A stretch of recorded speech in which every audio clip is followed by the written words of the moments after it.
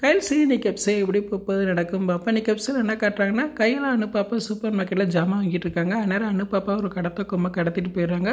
உடனே கையில் காணான்னு சொல்லி தேடிக்கிட்டு இருக்காங்க. சிசிடிவி கேமராலாம் வாட்ச் பண்ணிக்கிட்டு இருக்காங்க. எதுவுமே கண்டுபிடிக்க முடியல. அந்த கடத்தல் கொம்ப ஒரு ஆள்கிட்ட பேசிக்கிட்டு இருக்காங்க. மேடம் நீங்கள் சொன்ன மாதிரியே அந்த குழந்தை கடத்தியாச்சு அப்படின்னு சொல்கிறாங்க. கடத்தினது மட்டும் பத்தாது, நம்மளோட பிளான் வந்து கரெக்டாக ஃபாலோ பண்ணணும் அப்படின்னு சொல்கிறாங்க. கடைசியில் பார்த்தா தீபிகா தான் கடத்த சொல்லியிருக்காங்க. அப்போ தீபிகா சொல்கிறாங்க, நான் சொன்ன மாதிரியே கையலுக்கு ஃபோன் போட்டு அவங்ககிட்ட 10 லட்சம் பணம் கேளுங்க அப்படின்னு சொல்கிறாங்க. அதே மாதிரி அந்த கடத்தல் கும்பல் கையல்கிட்ட கேட்குறாங்க, உங்கள் குழந்தை உயிரோட வேணும்னா 10 லட்சம் பணத்தோட வாங்க அப்படின்னு சொல்கிறாங்க. கையில் என்ன செய்யணும் தவிக்கிறாங்க. உடனே எல்லிக்கு கால் பண்ணி நடந்த விஷயத்த சொல்கிறாங்க. உடனே அந்த 10 லட்சம் பணத்தை எடுத்துகிட்டு வா அப்படின்னு சொல்கிறாங்க. என்ன கையில் சொல்கிற அப்படின்னு எல்லி கேட்குறா. வேறு வழி கிடையாது, நம்ம குழந்தைய காப்பாற்றி தான் ஆகணும் அப்படின்னு சொல்கிறாங்க.